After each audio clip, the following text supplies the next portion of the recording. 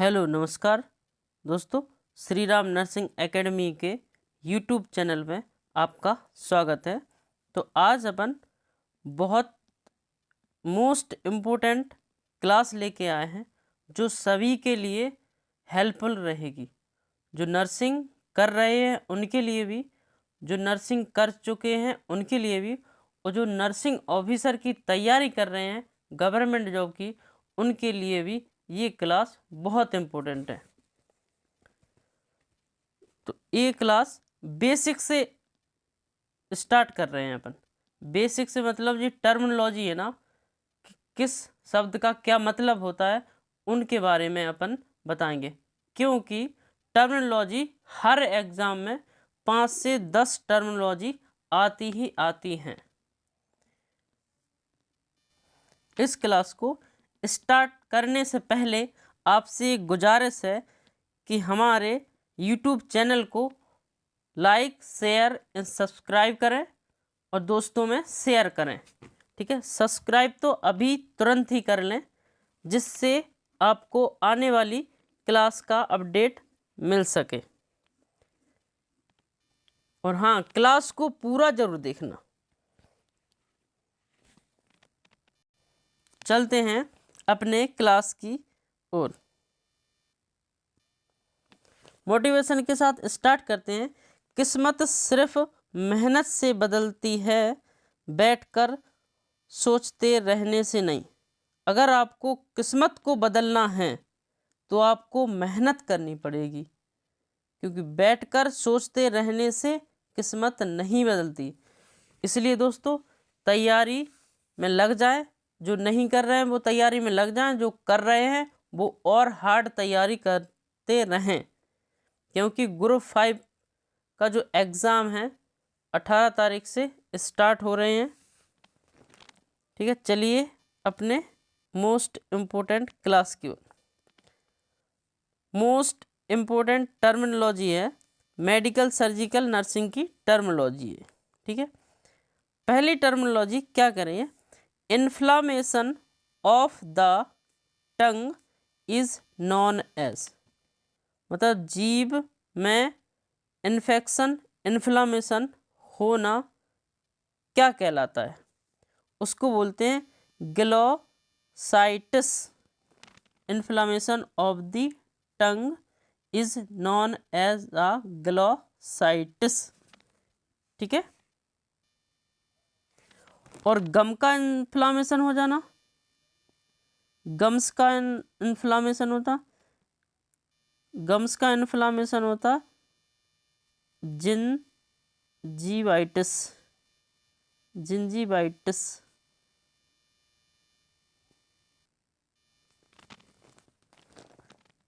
Gingivitis. तो tongue का inflammation glossitis, और गम्स का इन्फ्लामेशन, जो गम्स और बक्कल कैविटी, वो गम्स का इन्फ्लामेशन जिंजीवाइटिस कहलाता है। ठीक है, अगली टर्म है inflammation of the tissue surrounding the nail is known as. जो नाखून होते हैं उनके सराउंडिंग में जो इन्फ्लामेशन हो जाता है, इन्फेक्शन होता, उसको किस नाम से जानते हैं? उसको जानते हैं पेरोंकिया। पेरोंकिया के नाम से जानते हैं। ठीक है, अगली टर्म है the equipment use in the examination of the year. Year के एग्जामिनेशन के लिए कौन सा इक्विपमेंट यूज करते हैं? तो वो है ऑटोस्कोप। ऑटोस्कोप यूज करते हैं ईयर के एग्जामिनेशन के लिए। ऑटोस्कोप कैसा होता है? ऐसे एक चौथ सी रहती है, उसमें इधर दिखाई देता है, इधर लाइट लगी रहती है, ऐसा होता है ऑटोस्कोप। ठीक है, ईयर के लिए होता है। अगर आई के लिए क्या होता है? आई एग्जामिनेशन, एग्जामिनेशन ऑफ आई। आई के लिए होता ऑप्थेल्मोस्कोप, ऑप्थेल्मोस्कोप। ठीक है, ऑप्थेल्मोस्कोप करते हैं आई का एग्जामिनेशन के लिए। और ईयर के एग्जामिनेशन के लिए ऑटोस्कोप यूज होता है। अगला टर्म है कोल्ड शॉक। कोल्ड मतलब ठंडी बॉडी पड़ जाती है, cold shock is known as. तो कोल्ड शॉक को किस नाम से जानते हैं? Hypovolemic shock. हाइपोवॉल्यूमिक शॉक में बीपी कम हो जाता है मरीज का, उसको बोलते हैं हाइपोवॉल्यूमिक शॉक। हाइपोवॉल्यूमिक शॉक से कोल्ड शॉक भी बोलते हैं उसको। चलिए अगली टर्म है passing blood in urine. Urine में ब्लड का आना क्या कहलाता है? तो यूरिन में ब्लड का आना हेमेच्यूरिया कहलाता है। ब्लड का यूरिन में आना हेमेच्यूरिया कहलाता है। और ब्लड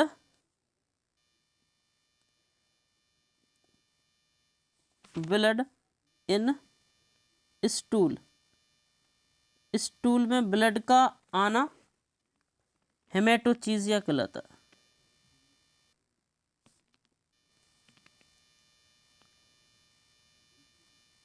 हेमेटोचीजिया, हेमेटोचीजिया। ब्लड का स्टूल में आना हेमेटोचीजिया कहलाता है और ब्लड का यूरिन में आना हेमेच्यूरिया कहलाता है। और ब्लड का स्पूटम या बोले तो कफ में आना, ब्लड इन स्पूटम, ब्लड का स्पूटम में आना हेमोप्टाइसिस कहलाता है। चलिए अपन समझते हैं, एक एक से समझते हैं सबको।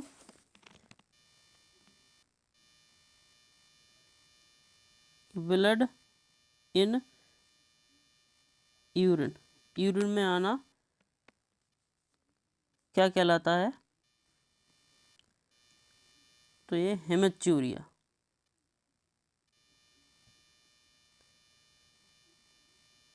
हेमेच्यूरिया, ठीक है।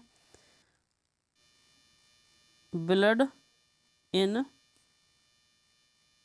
स्प्यूटम, स्प्यूटम मतलब खकार में ब्लड का आना,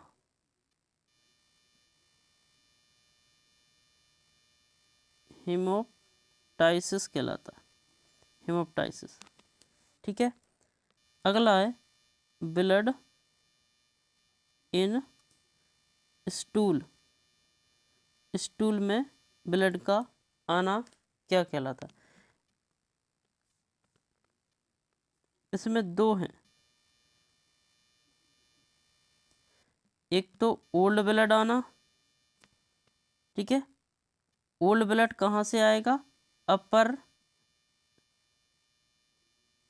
अपर जीआईटी से आएगा, ठीक है। और फ्रेश ब्लड आना एक में फ्रेश ब्लड आना। अगर फ्रेश ब्लड आया तो इसको बोलेंगे हेमेटोचीजिया,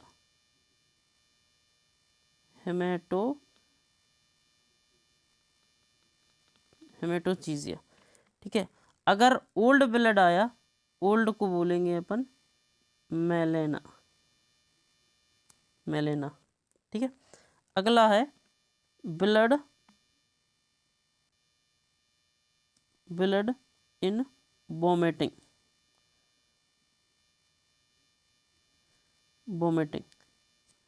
ब्लड इन वोमिटिंग, उल्टी में ब्लड का आना हेमेटोएमेसिस कहलाता है।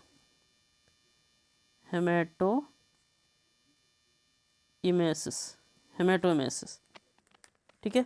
ब्लड का यूरिन में आना हेमेच्यूरिया, ब्लड इन स्प्यूटम में आना हेमोप्टाइसिस, ब्लड का स्टूल में आना, स्टूल में भी दो तरह से आ सकता। ओल्ड ब्लड आएगा, ओल्ड कहाँ से आएगा? स्मॉल इंटेस्टाइन से या अपर जीआई से आएगा, उसको मेलेना बोलेंगे।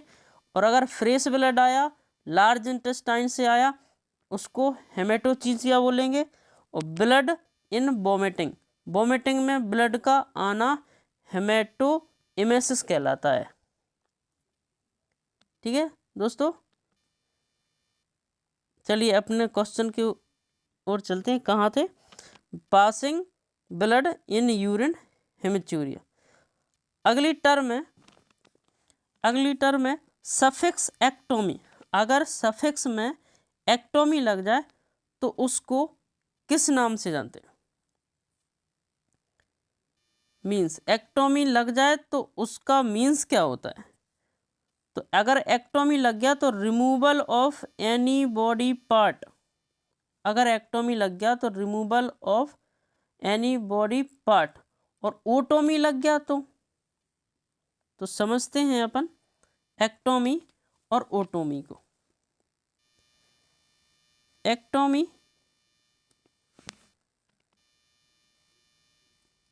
एक्टोमी मीन्स क्या होता है?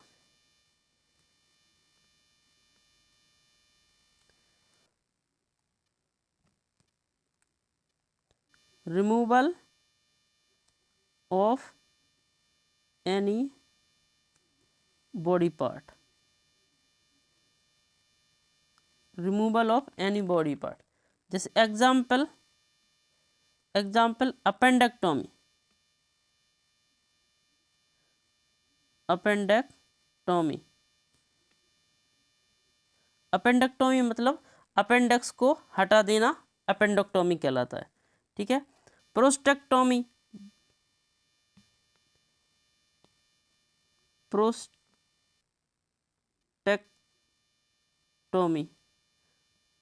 प्रोस्टेक्टोमी मतलब प्रोस्टेट ग्लैंड को हटाना, प्रोस्टेक्टोमी कहलाता है। मास्टेक्टोमी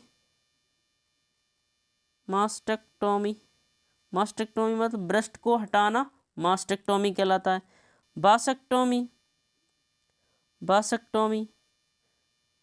बासेक्टोमी मतलब बास डिफरेंस को काटना, बासेक्टोमी कहलाता है।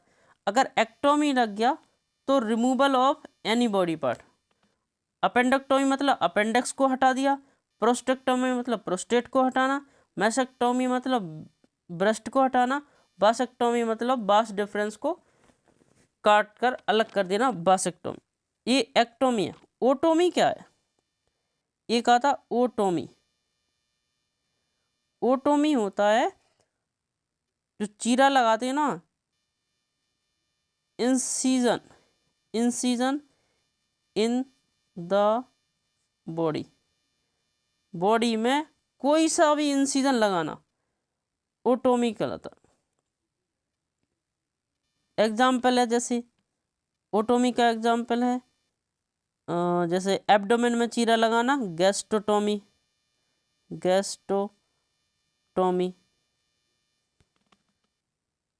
ठीक है।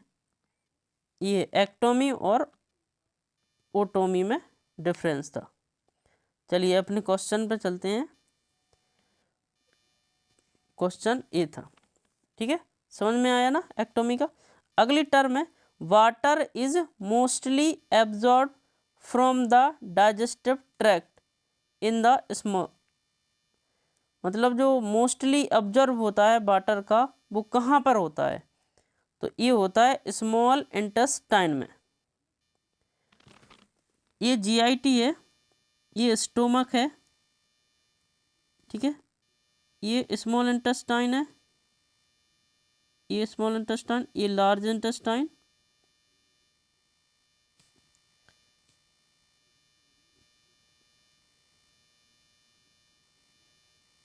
ठीक है, ये ईसोफेगस है,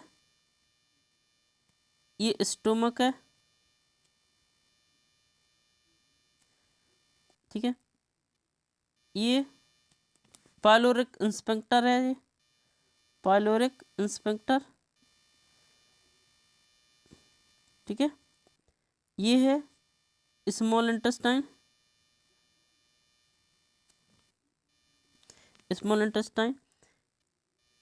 ये अपेंडिक्स है, ये असेंडिंग कॉलम है, ये ट्रांसवर्स कॉलम है, ये डिसेंडिंग है, कॉलम। तो वाटर का एब्जॉर्प्शन कहाँ होगा? जैसे फूड आया एब्डोमेन में, स्टोमक में गया, स्टोमक से फिर पायरोलिक स्फिंक्टर से स्मॉल इंटेस्टाइन में आया, स्मॉल इंटेस्टाइन से यहाँ पे पाचन होके जिस सीकम में आया, फिर तो सीकम से अगर ऊपर जाएगा तो यहाँ लिक्विड है, ये लिक्विड यहाँ क्या है, लिक्विड आता है असेंडिंग में। ट्रांसवर्स सेक्शन में क्या आता है, ट्रांसवर्स कॉलन में क्या आता है, सेमी सॉलिड, सेमी सॉलिड, ठीक है। और डिसेंडिंग में क्या आता, सॉलिड। मतलब यहाँ पे स्टूल का फॉर्मेशन हो जाएगा। और सबसे ज़्यादा एब्जॉर्प्शन लार्ज इंटेस्टाइन में होता है ब्लड का, लार्ज में और स्मॉल में, दोनों में जो वाटर का एब्जॉर्प्शन होता है, सॉरी ब्लड का नहीं, वाटर का एब्जॉर्प्शन होता है, small intestine and large intestine.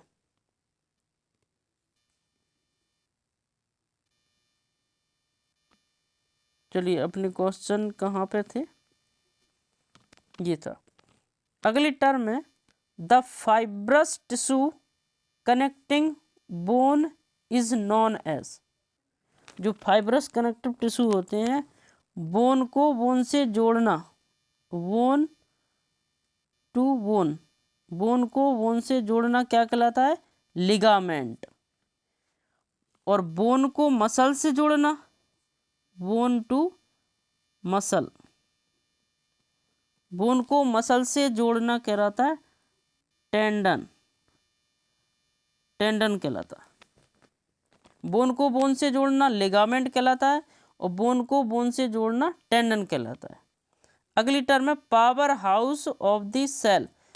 Cell का पावर हाउस किसे बोलते हैं, तो सेल का पावर हाउस है माइटोकॉन्ड्रिया। Right answer mitochondria. चलिए अगली टर्म की ओर चलते हैं।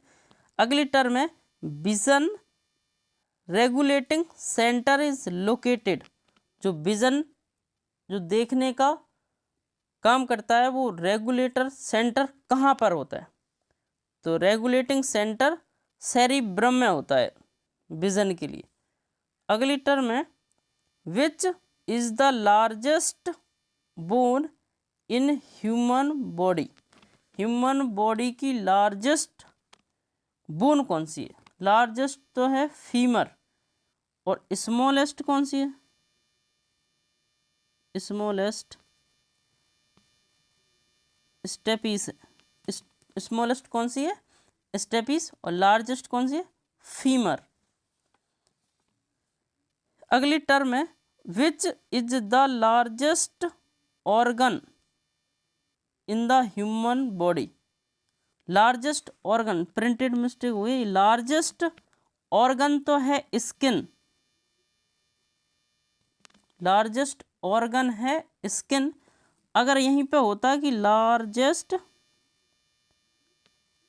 Largest gland, gland of human body, अगर largest gland of human body होता तब होता लीवर। लेकिन लेकिन लेकिन इसमें भी एक सस्पेंस है। अगर वो पूछे कि first largest organ of human body skin है, लेकिन अगर क्वेश्चन में आएगा कि second largest organ of human body कौन सा है, वो है लीवर, फिर ऑप्शन जाएगा लीवर। और largest gland of human body तो भी लीवर जाएगा। समझ में आया जी। अगर उसने पूछा कि largest organ in human body, और ऑप्शन में है लीवर है, स्किन है, और भी है, तो स्किन जाएगा। अगर उसने पूछा largest gland of human body, तो लीवर जाएगा।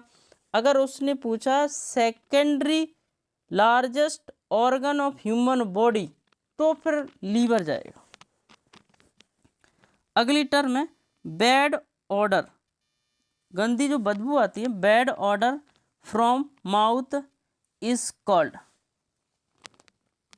उसको किस नाम से जानते हैं, मुँह से दुर्गंध आना क्या कहलाता है, मुँह से बदबू आना, दुर्गंध आना, हेलिटोसिस कहते हैं उसको, हेलिटोसिस। अगली टर्म है CO2 level increase in the blood is called. Blood में CO2 का लेवल बढ़ना क्या कहलाता है? हाइपरकैप्निया कहलाता है। CO2 का लेवल बढ़ना ब्लड में हाइपरकैप्निया कहलाता है। और डिक्रीज CO2 का डिक्रीज होना क्या कहलाता है? हाइपोकैप्निया। अगर CO2 डिक्रीज होगी ब्लड में तो उसको बोलेंगे हाइपोकैप्निया। अगर ब्लड में CO2 का लेवल बढ़ गया तो हाइपरकैप्निया। और 2-3 टर्म हैं, अपन डिस्कस करते हैं। Decrease O2 level, decrease O2 level in tissue. Tissue में अगर ऑक्सीजन का लेवल कम हो गया तो उसको क्या बोलेंगे? हाइपोक्सिया।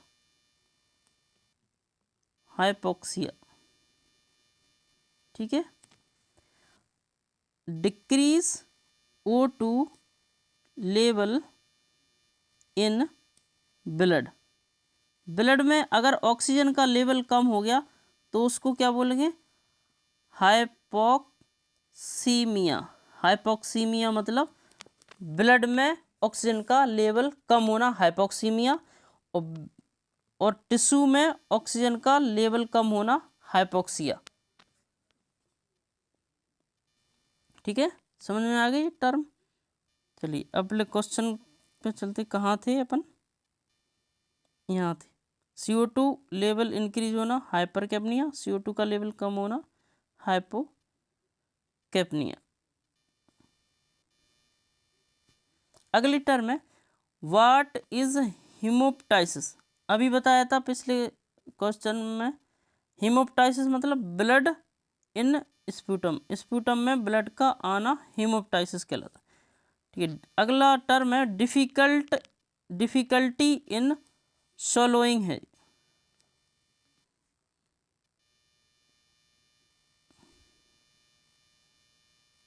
डिफिकल्टी इन swallowing मतलब निगलने में परेशानी होना डिस्फेजिया कहलाता है। निगलने में परेशानी डिस्फेजिया कहलाता है। और इसी से एक मिलती जुलती टर्म है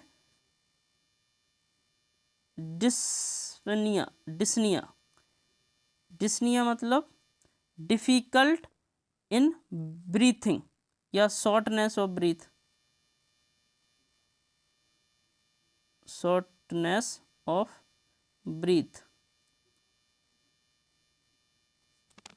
डिस्निया मतलब शॉर्टनेस ऑफ ब्रीथ या डिफिकल्टी ऑफ ब्रीथ। और अगर डिस्फेजिया आ जाए तो डिफिकल्टी इन swallowing।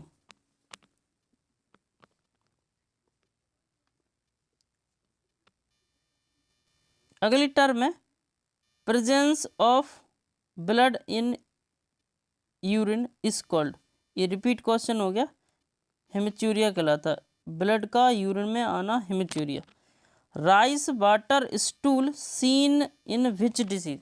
जो राइस वाटर स्टूल होता है वो कौन सी डिसीज में देखने को मिलता है? वो मिलता है कॉलेरा। अगर पी सूप डायरिया हो, पी सूप डायरिया किस में देखेगा? पी सूप डायरिया किस में देखा? टाइफॉइड में। पी सूप डायरिया देखेगा टाइफॉइड डिसीज में। और राइस वाटर स्टूल देखेगा कॉलेरा में।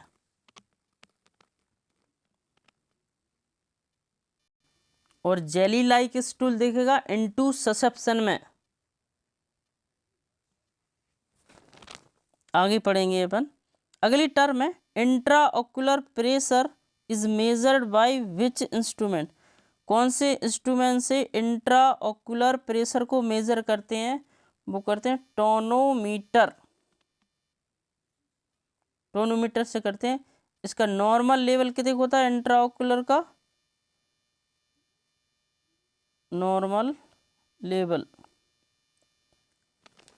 लेवल होता है 10 से 21 mm of Hg। 21 mm of Hg होता है नॉर्मल लेवल। अगली टर्म है bleeding from the nose is non. नाक से ब्लीडिंग होना एपिस्टैक्सिस कहलाता है। अगली टर्म है temporary hardness of water is also. जो वाटर की जो हार्डनेस है वो टेम्पररी हो जाती है, उसको किस टर्म से जानते हैं? कार्बोनेट हार्डनेस, उसको जानते हैं कार्बोनेट हार्डनेस के नाम से। अगली टर्म है normal tidal volume in adult. Adult में नॉर्मल टाइडल वॉल्यूम कितना होता है? 500 ml पर ब्रीथ। 500 ml पर ब्रीथ होता है। 500 ml पर ब्रीथ होता है। तो टोटल लंग्स कैपेसिटी कितनी होती है? टोटल लंग कैपेसिटी कितनी होती है? 6000 ml। अगली टर्म है the clay colour stool indicate. जो क्ले कलर स्टूल आएगा वो किसको इंडिकेट कर रहा है? कौन सी डिसीज में क्ले कलर स्टूल आता है? तो वो होता है बाइल ऑब्स्ट्रक्शन। अगर बाइल जो डक्ट होती है, बाइल डक्ट, उसमें ऑब्स्ट्रक्शन हो जाए और या फिर मरीज को जॉइंडिस हो जाए, पीलिया हो जाए, तो पीलिया वाली डिसीज में या बाइल ऑब्स्ट्रक्शन वाली डिसीज में क्ले कलर स्टूल आता है। अगली टर्म है lateral curvature of the spine is called. Spine का लेटरल कर्वेचर हो जाना क्या कहलाता है? तो लेटरल कर्वेचर होना स्कोलियोसिस कहलाता है। इसमें दो टर्म और है, एक काइपोसिस है, एक लॉर्डोसिस है। तो काइपोसिस बैकवर्ड कर्वेचर होना काइपोसिस कहलाता है और फॉरवर्ड कर्वेचर होना लॉर्डोसिस कहलाता है।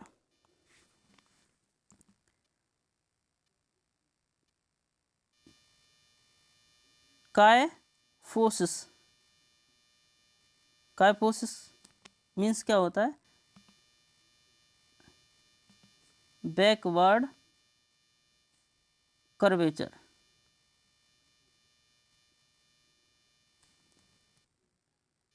कर्वेचर ऑफ स्पाइन, स्पाइन का बैकवर्ड कर्वेचर हो जाना काइपोसिस कहलाता है। और lordosis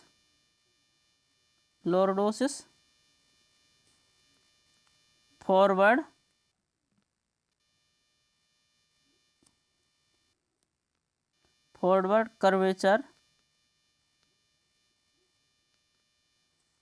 curvature of spine. Spine का फॉरवर्ड कर्वेचर हो जाना लॉर्डोसिस कहलाता और लेटरल कर्वेचर होना स्कोलियोसिस कहलाता। तो काइपोसिस मीन्स कैसा हो जाता है? ये कोई व्यक्ति है, तो इसकी स्पाइन ऐसे हो गई, पीछे की साइड हो गई, ये बैकवर्ड कर्वेचर हो गया। अगर कोई पेशेंट है और इसकी स्पाइन आगे की साइड हो जाए, जैसे प्रेग्नेंट वुमेन में लॉर्डोसिस दिखता है, प्रेग्नेंट वुमेन में क्या? लॉर्डोसिस दिखता है। और बूढ़े लोगों में दिखता है काइपोसिस। जो बुढ़ापे में ओल्ड एज में दिखता है काइपोसिस, और जो प्रेग्नेंट वुमेन होती है उनमें लॉर्डोसिस दिखता है। उनकी जो स्पाइन है वो आगे की तरफ फॉरवर्ड कर्वेचर में हो जाती है। ठीक है, समझ में आई ये टर्म? चलते हैं अपन कहाँ थे? अगली टर्म है barrel shaped chest seen in patient with. जो बैरल शेप होता है चेस्ट, वो कौन सी डिसीज में दिखता है? बैरल शेप चेस्ट एम्फाइसेमा में दिखता है। एम्फाइसेमा। अब इसकी एक टर्म और है, एम्फाइमा मीन्स क्या होता है? एक तो एम्फाइसेमा मीन्स होता है जो लंग्स होते हैं। एम्फाइसेमा मीन्स होता है जो लंग्स होते हैं ना, उसमें chronic lungs disease damage alveoli का डैमेज हो जाना एम्फाइसेमा कहलाता है। और एम्फाइमा एक टर्म है, एम्फाइमा, एम्फाइमा। तो एम्फाइमा का मतलब है पस का फॉर्मेशन हो जाना प्लूरल स्पेस में, pus buildup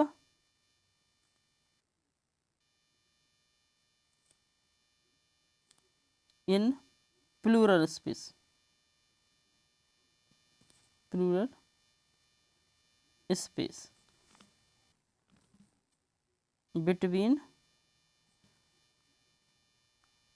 heart and lungs. Lungs और हार्ट जो चेस्ट वॉल होती है ना, उसके बीच में पस का फॉर्मेशन होना एम्फाइमा कहलाता है। लेकिन अगर एल्वलाई डैमेज हो गई तो फिर उस डिसीज को बोलते हैं एम्फाइसेमा। अगली टर्म है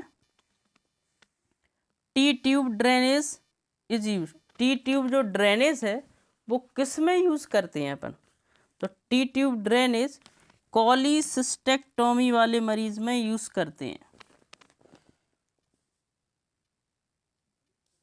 अगली टर्म है the smallest bone of the human body. अभी बताया था स्मॉलेस्ट बोन कौन सी है, स्टेपीज है, और लार्जेस्ट बोन है फीमर।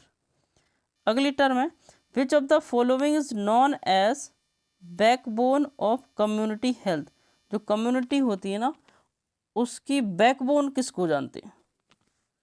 तो बैकबोन है होम विजिट, जो होम विजिट करती है ना उनको जानते हैं अपन बैकबोन ऑफ कम्युनिटी हेल्थ।